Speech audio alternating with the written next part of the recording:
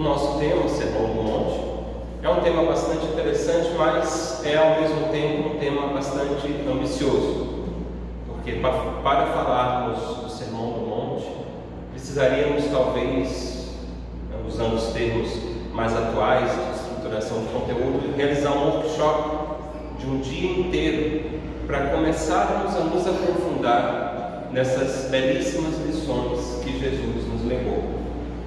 Como temos apenas uma hora, seria, aliás, menos, até temos meia hora, então optamos por fazer uma visão geral do que seria o Sermão do Monte, sabendo que a maioria de nós conhece boa parte do seu conteúdo, se não o conteúdo inteiro.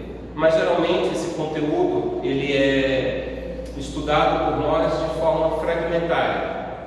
Por exemplo, o Evangelho segundo o Espiritismo de Jesus, segundo Jesus, de Allan Kardec, ele trata muito, ou praticamente tudo do que está no Sermão do Monte, mas em capítulos separados.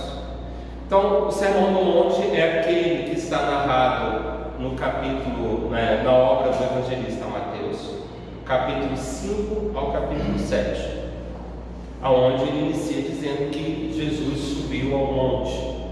Ele estava se referindo não exatamente a uma montanha, mas a uma das colinas próximas de Cafarnaum, que era hábito de Jesus encontrar e reunir os seus discípulos nesses locais, onde ele conversava e ensinava.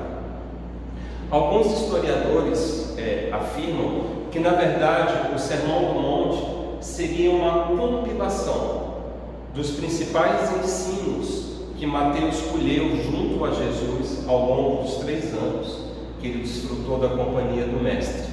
E então, as anotações que Mateus fez ao longo desses 3 anos, ele estruturou nesse formato de um sermão, como se Jesus estivesse falando para uma multidão, o que era de hábito, de costume do Mestre. Mas essa é apenas uma teoria defendida por alguns historiadores, mas não é ainda uma unanimidade. E isso porque, se analisarmos o conteúdo desse sermão, vamos ver que ele se repete, na verdade, em todo o discurso de Jesus registrado. Então, ali, no Sermão do Monte, nós temos uma síntese do que foi o principal que Jesus nos transmitiu. Então, ele começa no capítulo 5, aonde já do versículos 3 ao versículo 11, nós temos as bem-aventuranças, talvez a parte mais conhecida, ou a que vem primeiro na nossa mente, aonde Jesus coloca algumas proposições interessantes. Aliás, o Sermão do Monte inteiro é uma proposição muito interessante. Se nós fôssemos trazer aos termos que nós usamos hoje em dia, foi uma proposta revolucionária. Poderíamos dizer que foi uma contracultura, para usar termos do movimento hippie, ou seja, Jesus questiona tudo o que até então se considerava como certo, como tradição, como consolidado. Ele faz com que nós paremos um pouco e venhamos a refletir internamente sobre o que é o certo, o que é o errado e para onde nós deveríamos traçar o curso da nossa vida. Então, nessas próprias bem-aventuranças, ele já começa chocando a multidão com ideias que a princípio não fazem muito sentido. Por exemplo, quando ele diz que bem-aventurados os que choram, porque serão consolados, para nós, mesmo nós, veja, falando do século 21, com todo o avanço das ciências, da sociedade, da vida em sociedade em si, da tecnologia, mas mesmo para nós é chocante ouvir bem-aventurados os que choram, porque nenhum de nós quer chorar. Nós queremos a felicidade, o gozo pleno, imediato, agora, não para depois, agora. Nós queremos ser felizes agora. Ninguém quer chorar. Isso é muito chocante.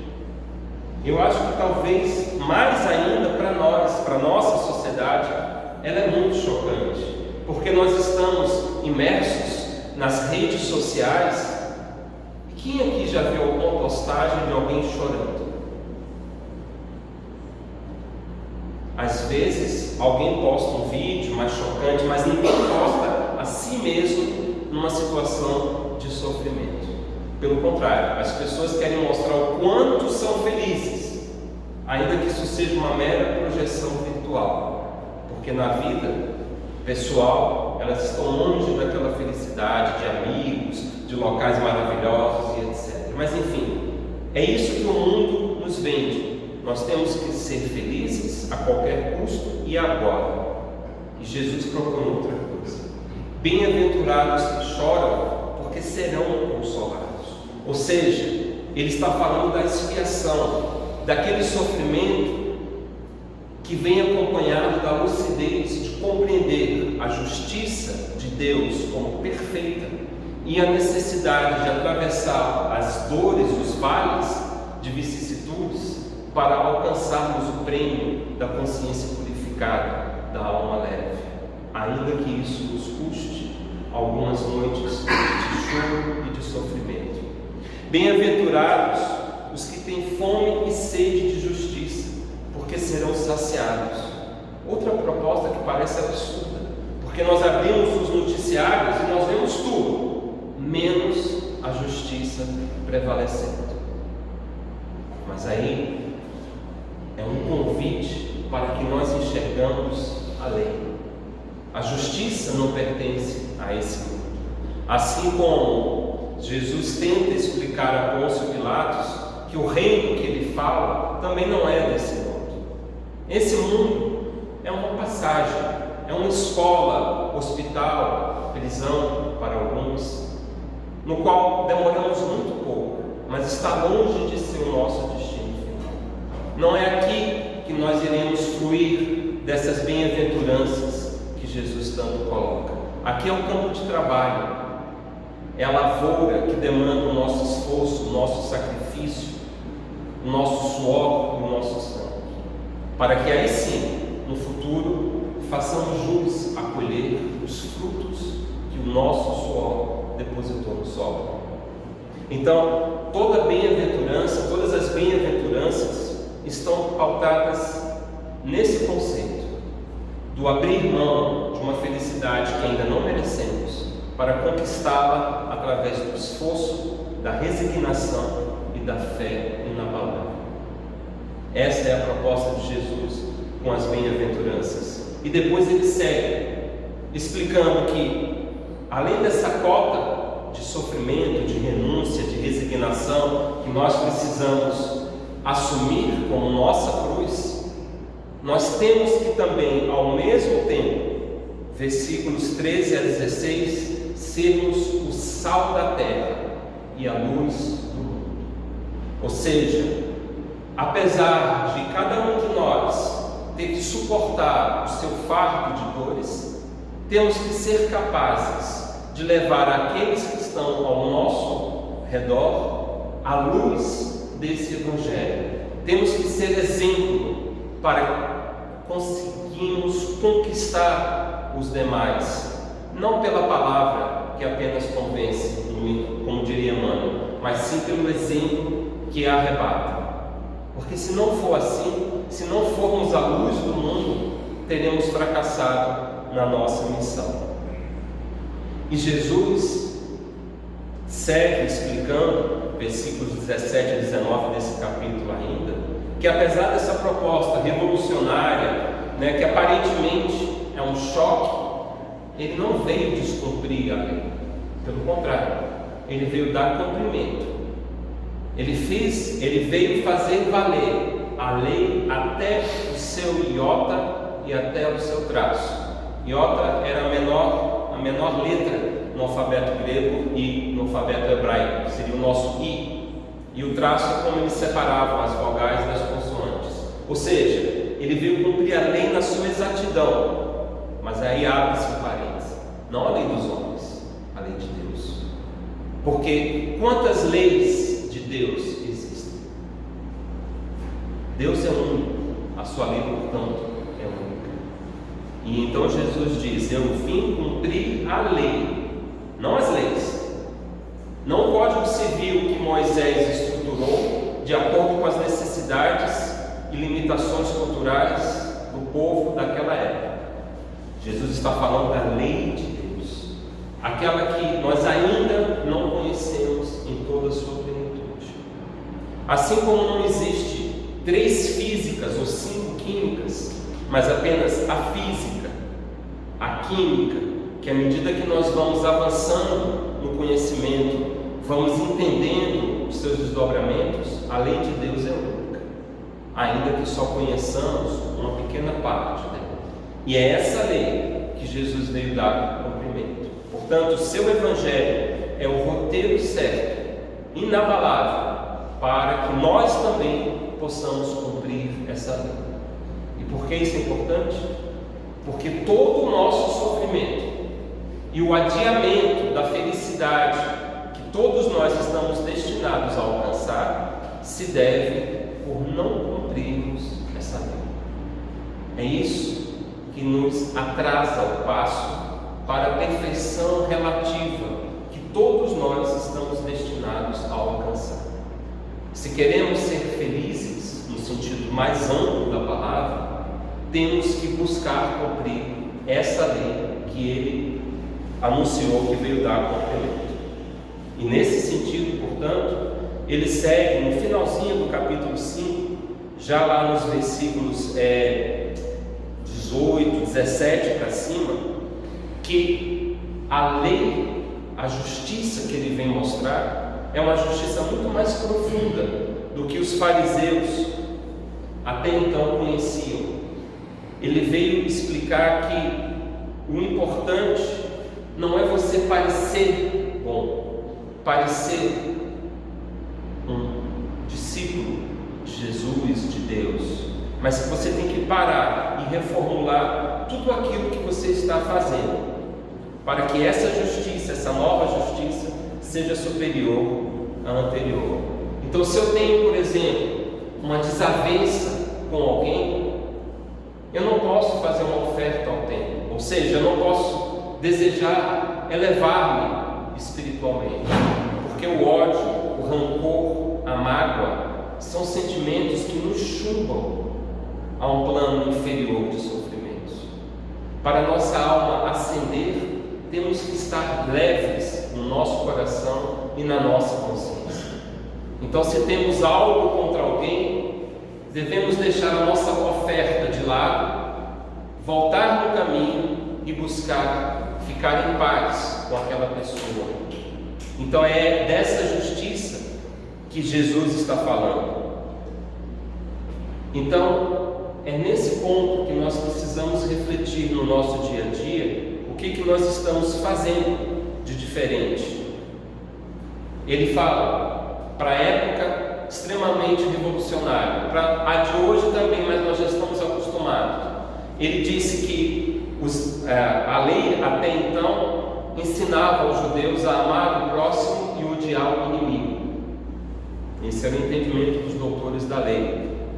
E aí ele coloca: eu porém lhes digo, eu porém, a minha autoridade moral ensina outra coisa: amai os seus inimigos e orai pelos que perseguem, pelo que vos perseguem.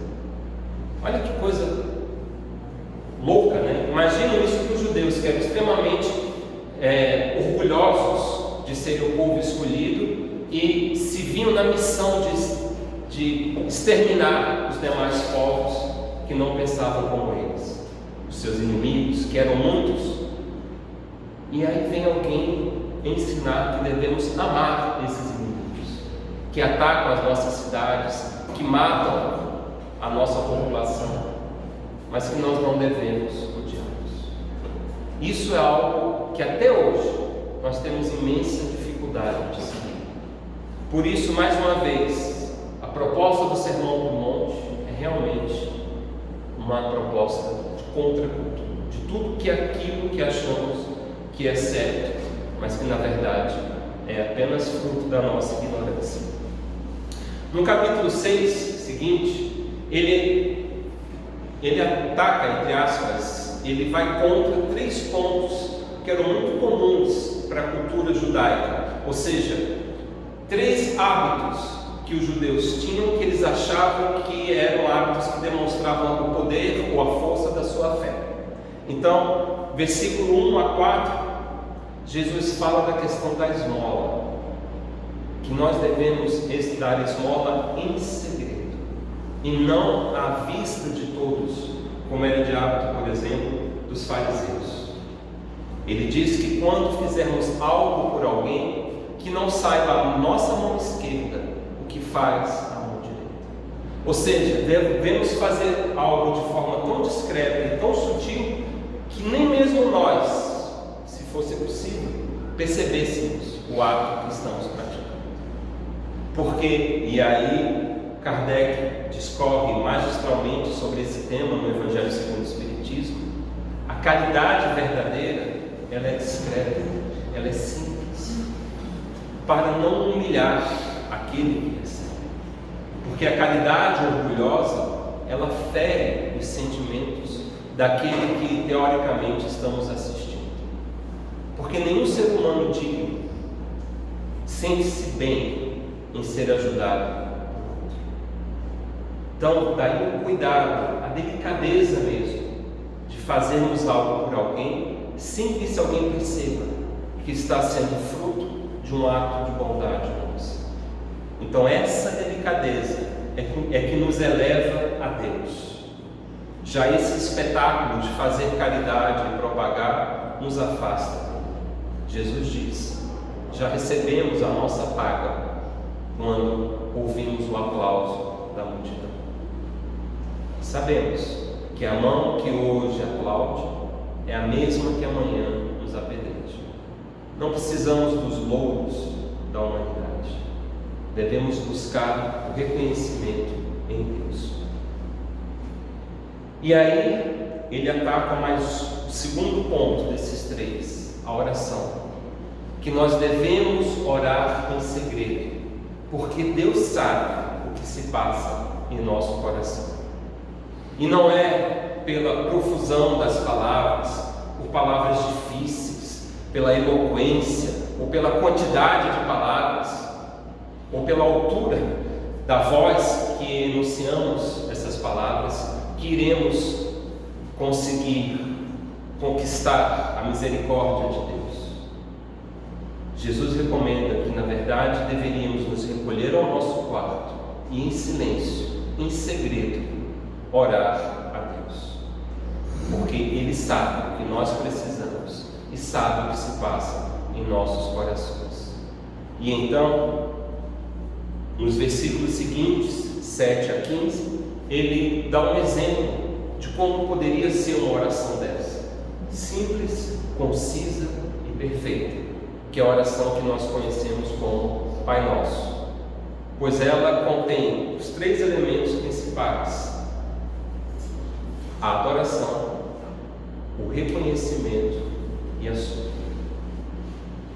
E simples, não é uma oração longa, não tem palavras difíceis, mas se meditarmos sobre cada frase, percebemos o potencial iluminativo que ela tem para cada um de nós. E finalmente, ele ataca o terceiro ponto, que era uma prática comum na época, que era a questão do jejum. Aí a gente pega um pouco das questões culturais, mas dá para fazer uma transposição para os nossos hábitos. Na época de Jesus, quando as pessoas jejuavam, elas faziam questão de mostrar o seu sofrimento para as pessoas. Jesus fala que não se deve jejuar com o rosto sombrio, ou seja, com aquela aparência de quem está acabado, um grande sofrimento, para conquistar a compaixão ou a admiração dos outros. Pelo contrário, ele diz que nós deveríamos lavar o rosto e nos mostrar bem, para que ninguém saiba que estamos jejuando, pois que só importa que Deus saiba que esse sacrifício fazemos por Ele. E como Ele conhece o que se passa em nosso coração, não é necessário mostrar isso para Ele. Então vejam, 3 hábitos: esmola, oração e jejum. Na época de Jesus, era hábito fazer isso para as pessoas verem. E aí a pergunta pertinente: quem eu estou buscando agradar ou impressionar? Os homens ou a Deus? E aí a gente faz essa mesma pergunta nesse contexto, mas nos tempos atuais.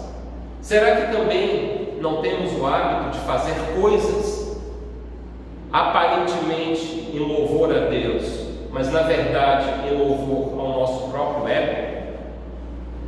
Será que não participamos da campanha Alta de Souza, do sopão, do enxoval das grávidas, mas com o espírito cheio de orgulho, como se estivéssemos ali fazendo a diferença na salvação do mundo? Ou será que agimos com humildade e devoção a Deus, enxergando naqueles irmãos assistidos criaturas que, se Deus ama, compete a nós também aprender a amá-las?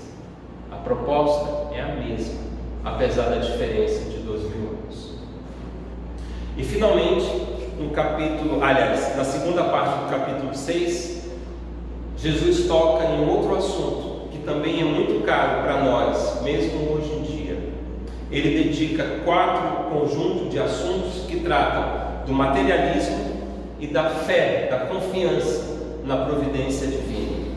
Versículos 19 e 21, ele fala sobre o verdadeiro tesouro, que o tesouro que devemos cultivar não é aquele que está ao alcance dos ladrões e das traças, não se encontra nas coisas materiais, mas é o tesouro das qualidades morais que desenvolvemos, do bem que fazemos genuinamente, das lágrimas que secamos, dos amores verdadeiros que cultivamos, porque isso nos pertence. Já as posses materiais são concessões, são ferramentas que a providência divina coloca em nossas mãos para a nossa evolução, mas que, por não nos pertencerem, podem ser retiradas a qualquer momento. Será que vale, portanto, a pena dedicar todo o nosso esforço durante a nossa vida para obtê-las, sendo que nós levamos daqui? Ou seria mais acertado investirmos nas conquistas desse tesouro, que a traça não rói e o ladrão não rouba? E aí então, nos versículos 22 e 23, Jesus nos explica que o nosso olho é a lâmpada do nosso corpo. Se o nosso olho busca coisas más, nós nos tornamos maus.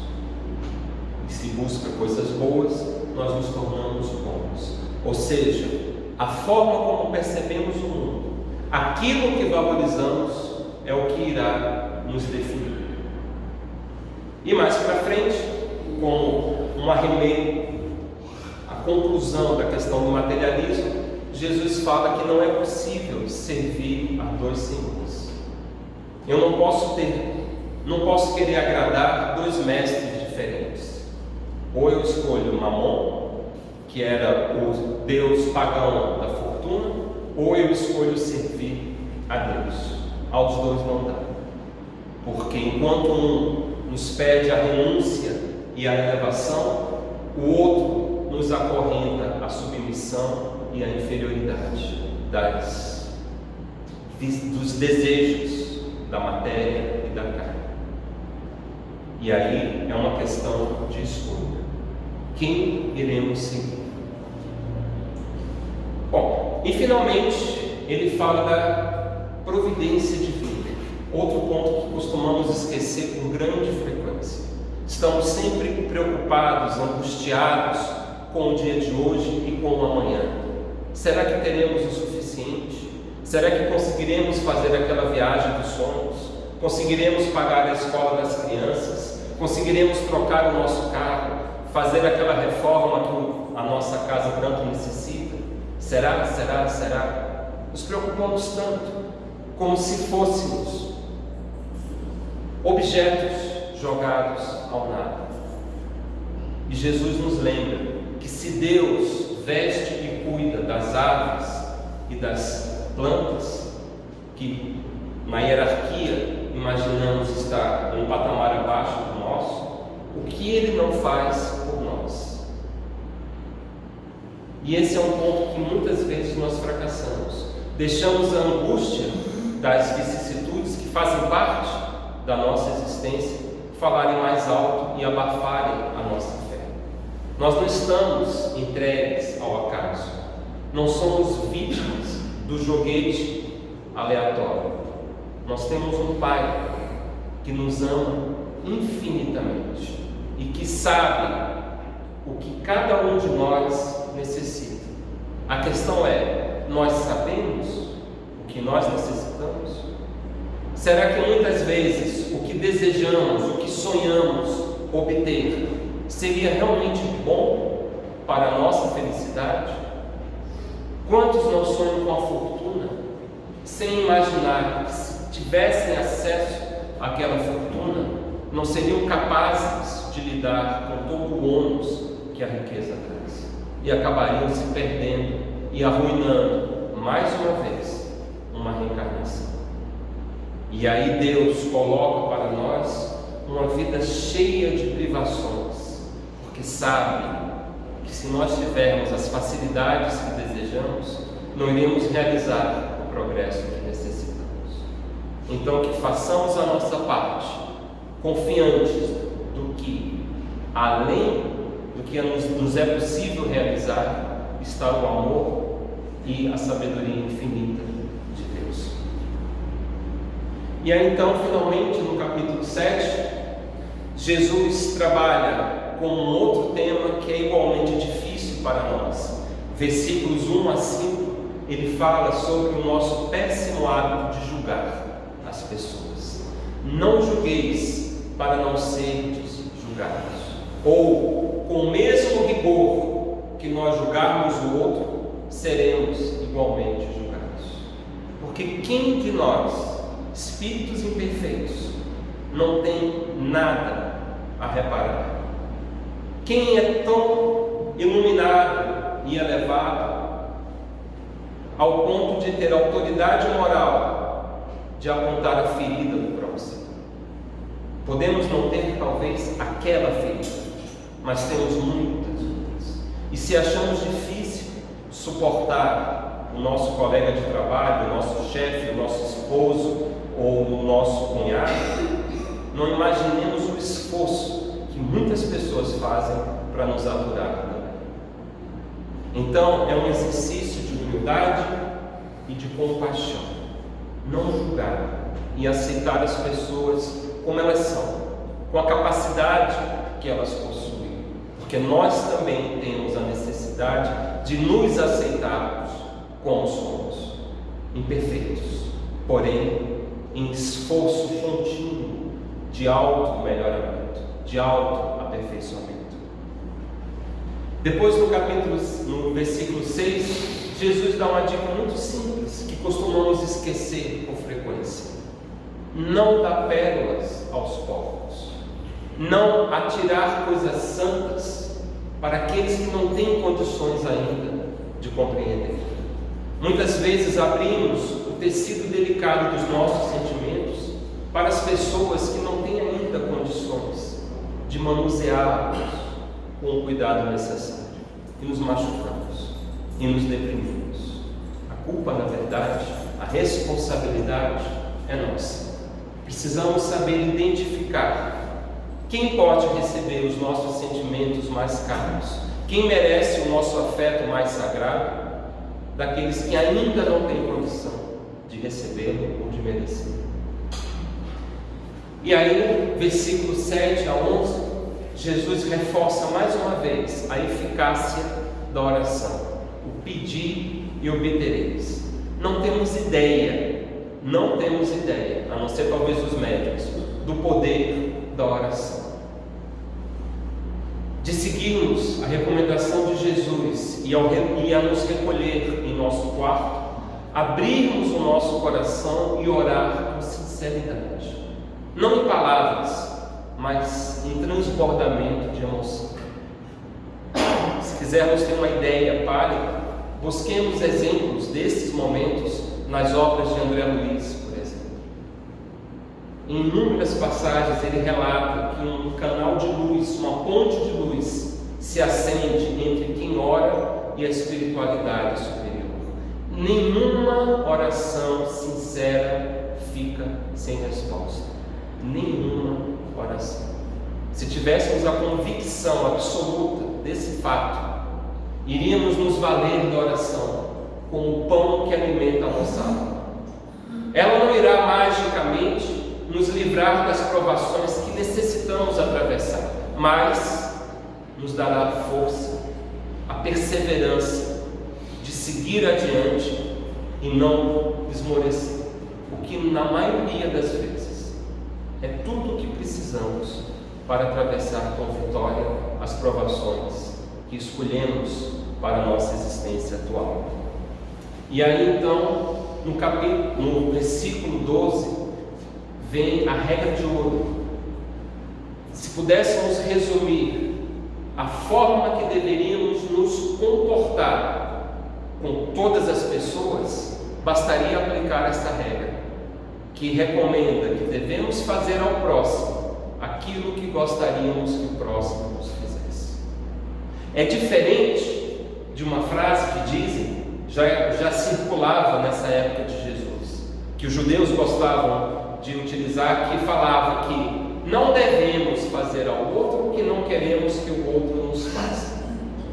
A frase pode ser parecida, mas as consequências são diferentes.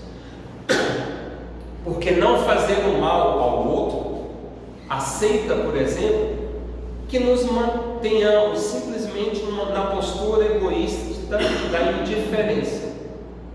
O outro está sofrendo, não fui eu que provoquei o sofrimento, logo não tenho nada a ver com isso. A proposta de Jesus é a proposta do bem ativo. Se eu vejo alguém sofrendo, ainda que eu não tenha nada a ver com aquilo, eu penso, se eu estivesse sofrendo, não seria bom ter um ouvido amigo e um colo para acolher as minhas lágrimas? Sim, então eu me sinto no dever de fazer algo por aquela pessoa. A frase dos judeus promove a indiferença, a frase de Jesus promove a caridade ativa. É a grande diferença. E no livro dos Espíritos está muito claro. Kardec pergunta se para alcançarmos o mundo espiritual superior, a evolução, a felicidade, bastaria não fazermos o mal. A resposta é não. Devemos fazer o bem no limite das nossas forças, pois que responderemos por todo o mal que decorrer da nossa omissão. É justamente a regra de ouro. Só que mais forte, né? Porque veja, Jesus estava falando há 2000 anos atrás, tinha que pegar leve. A humanidade evoluiu muito. E aí então os Espíritos deram a real. É fazer o bem no limite das nossas forças, sob a pena de respondermos pelo mal decorrido da nossa missão. Então, essa é uma regra que deveríamos nos recordar todos os dias.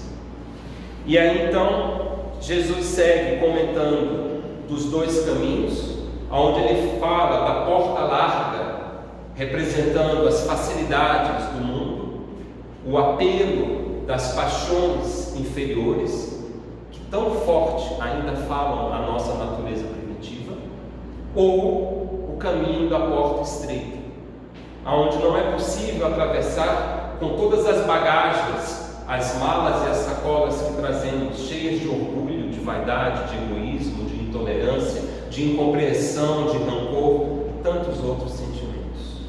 Para alcançarmos essa felicidade, essa plenitude espiritual, temos que deixar essas bagagens para trás. E enquanto a multidão está feliz e sorridente atravessando a porta larga, teremos que ser diferentes e encarar o desafio de passar a porta estreita. E ele nos alerta nos versículos 15 a 20 sobre os falsos profetas, tão comuns na época de Jesus, como ainda são comuns na época de hoje. E profeta, entenda-se, no seu sentido na época de Jesus. Hoje em dia a gente pensa que profeta é quem prevê o futuro. Não. Profeta é a pessoa que tinha aquele insight, de conseguir traduzir um texto sagrado em algo que as pessoas compreendam. Os líderes religiosos, portanto, nesse sentido, seriam profetas. Tenhamos cuidado com os falsos profetas. E, aliás, nós que estamos numa casa espírita, precisamos redobrar esse cuidado, porque o espiritismo, o movimento espírita, na verdade, está lotado de falsos profetas. Não esqueço nunca um artigo que eu li na revista Reformador, muito tempo atrás, o depoimento de uma pessoa estudiosa do movimento espírita e se mudou para uma cidade, começou a frequentar um centro, que ele simpatizou com os movimentos assistenciais que o centro promovia, mas incomodava-se com a dirigência da casa, que evitava o estudo sob qualquer suspeita. O dirigente tinha como tema que o estudo afasta o cristão da prática. Então, ao invés de perder tempo estudando, eles preferiam estar assistindo as pessoas necessitadas. E uma vez, numa reunião administrativa, ele questionou diretamente o presidente da casa por que não se estudava, já que nas obras básicas do Espiritismo, Kardec deixava claro essa necessidade. Se pudéssemos escolher, pegaríamos, por exemplo, o mandamento do Espírito de verdade: espíritas, instruí-vos, eis o primeiro mandamento, amai-vos, eis o segundo. E a resposta do presidente foi aterradora. Segundo ele, em uma reunião, o dirigente espiritual do grupo ordenou que eles largassem os estudos e arregaçassem as mangas para o trabalho da assistência social. E entre o dirigente espiritual e o Kardec, o presidente da casa ficava com o dirigente espiritual. Então, é um alerta para os falsos profetas. Eles continuam com grande atividade nos dias de hoje, inclusive no movimento espírita. E finalmente, versículos 21 a 27, Jesus dá diversas características dos verdadeiros discípulos, mas podemos escolher aquela que diz, onde ele diz, logo no início: nem todos os que dizem Senhor, Senhor entrarão no reino dos céus, mas apenas aqueles que fazem a vontade do meu Pai Celeste. E nós vemos muito isso em todos os movimentos religiosos, e o Espiritismo não seria diferente. Pessoas que falam de Deus o tempo todo, que tem sempre um trechinho do Evangelho segundo o Espiritismo para oferecer, como se fosse uma pílula, falam tanto de Deus, de Jesus e dos Espíritos superiores, mas a sua vida é um testemunho contra tudo o que dizem professar. Esses não são os verdadeiros discípulos de Jesus. E quando eles precisarem, o Senhor irá falar: afastem-se de mim, não vos conheço. Mas Senhor, eu curei em vosso nome, eu dei a sopa em vosso nome. E ele vai dizer: não fizestes a vontade do meu Pai, portanto não te reconheço.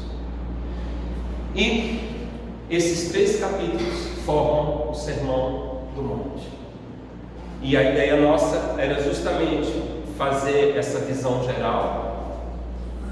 Fica inclusive até mais claro a necessidade desse tema ser tratado num workshop, talvez no final de semana inteiro, para refletirmos com mais detalhe em toda a extensão de cada um desses itens.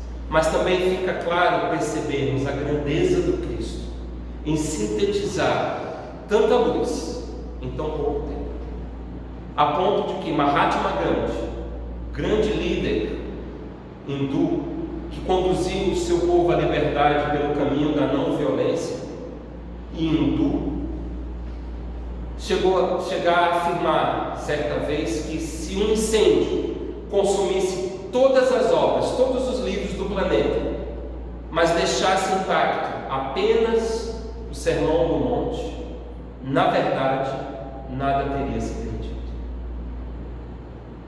Imagine, um líder hinduísta afirmar isso. Realmente é uma das inúmeras provas da grandeza do Cristo e de que não precisamos procurar muito longe para saber qual é o caminho que devemos tomar se quisermos ser verdadeiros espíritas, verdadeiros cristãos.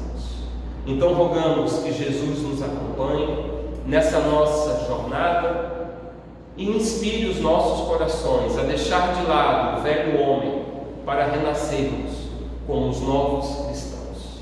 E que Deus fortaleça a nossa fé e a nossa determinação, hoje e para todo sempre. Que assim seja.